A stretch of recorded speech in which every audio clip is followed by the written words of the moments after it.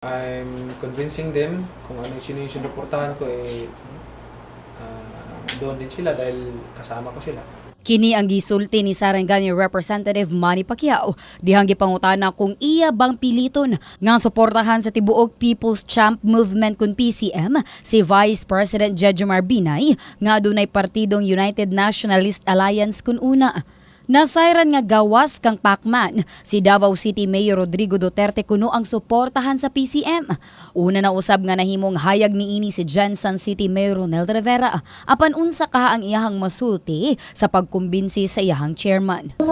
Well, siyempre magkasama kami, no, magkaparehas kami ng partido. Bilang na-under sa partido ni Congressman Manny, siyempre nirespeto ko yung ayoko naman mapahiya yung ating good congressman. No? So basically, siyempre napag-uusapan naman yan. But as of the moment, di pa kami napag-usap about it. No? Of course, we'll always respect. We will respect the decision of Kong Manny being the chairperson of the PCM. Tungod sa kamatuurang managlahi ang suportahan sa miyembro o chairman, posible kahang mabungkag ang grupo? Posible bang may titiwala? Hindi naman. Kanya-kanya naman tayong paniniwala, kanya-kanya tayong pagpili. So hindi naman kasi considering Manny Pacquiao, si Congressman Manny Pacquiao is very reasonable na tao, no.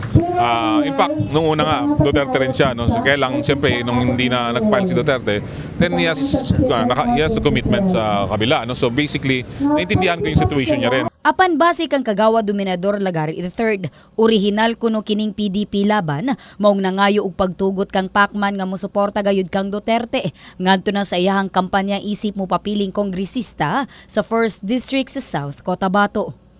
And since kailangan ko rin ng National Party kasi ang Pulumulok Tupi Tampakan is hindi cover ng PCM. So, kailangan ko talaga ang National Party. So, when I filed sa kona ng PDP.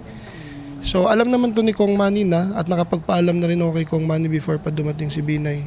So, I stick with it, no? And thankful naman, pinayagan tayo ni Kong Manny. Sa kasamtangan, ginahulat na lamang sa grupo ang ilang mamahimong meeting kauban si Congressman Manny Pacquiao apan busy pamatod pa sila sa ilang nagkadaiyang trabaho. Abi Lorenzo, Brigada News.